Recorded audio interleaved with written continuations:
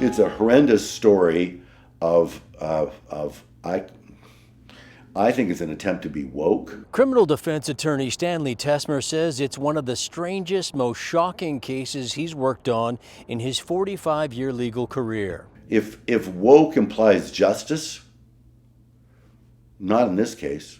Tessmer got his client acquitted of an historical rape charge dating back to 1977 in Good Hope Lake, BC. Terrible case of mistaken identity, terrible case of refusing to investigate, and then a tunnel vision investigation.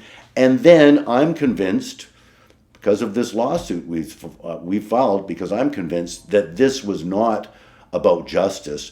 This case was about the government trying to make up for wrongs committed in the past against Indigenous women. The case revolves around a 15-year-old First Nation girl who will identify as AP, walking along a dirt road with several friends in northern BC back in 1977, when a pickup truck stops and the driver convinces AP to get in the truck with him.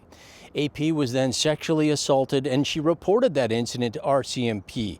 From there, the case takes many twists and turns, including a case of mistaken identity that lasted 40 years and a man wrongfully accused of rape. And they looked very similar, the two of them. So I'm convinced this prosecution was for a political reason, not because they were trying to get justice.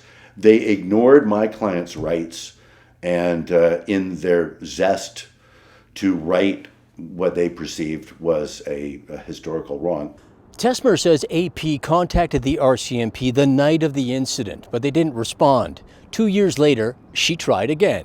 She lets it go for a couple of years, and she's at an incident, and the police are there investigating a fire, and she goes up to a police officer who's an RCMP officer in uniform working, and she says to him, "I was raped by Arnold Calbraith." And the police officer says, "Oh, when did it happen?" And she said, 2 years ago. And he says to her, and of course we don't know the exact words, but the gist of it is, "Sorry, it's too late." For the next 40 years, AP lives her life thinking she was raped by Arnold Calbraith and that there was nothing the RCMP could do. Fast forward to 2019, and AP sees a news story about another historic sex assault case in the courts, so she tries the RCMP again. This time, the RCMP take on the investigation. The problem is the Cass Yard attachment is now closed and the records are gone. It's impossible for us to track down. The Crown prosecutor has no records of it, the police have no records of it. It's a dead end. So Tessmer made a motion to have the case dismissed because of an abusive process. The Crown disagreed and the case proceeded. Fast forward to 2022, when I'm retained. She makes her statement to the police officer in 2019, and that investigation was what I will call a tunnel vision investigation, because it was not designed to find out who the perpetrator was. As far as the police were concerned, she knew who sexually assaulted her. But if you looked at her statement carefully, she didn't know who sexually assaulted her. The question arises is like, why does she think it's Mike? Why does she attach that name to this perpetrator? One of the major flaws that turned up during the trial was that AP never knew the identity of her attacker. All she had was a description, and when she shared the news with her friends, they attached that description to Arnold Calbraith.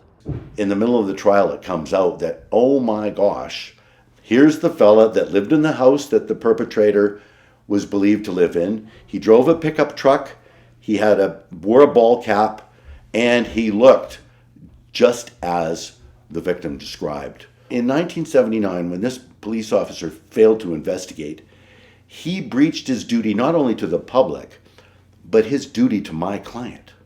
Because for the next 40 years, she's telling people he's a rapist. For 40 years, he's a rapist.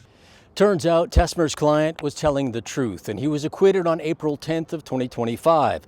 Now, Tessmer has filed a civil lawsuit against the province, members of the BC Attorney General's office, the RCMP, among others, asking for compensation. To date, Tessmer has had no response to the civil claim. The RCMP say they're aware of it, but because they're named in the lawsuit, Staff Sergeant Chris Clark says it would be inappropriate to comment. The Department of Justice will review the statement, and they will mount their defense for the RCMP, and that defense will be issued through the appropriate court process.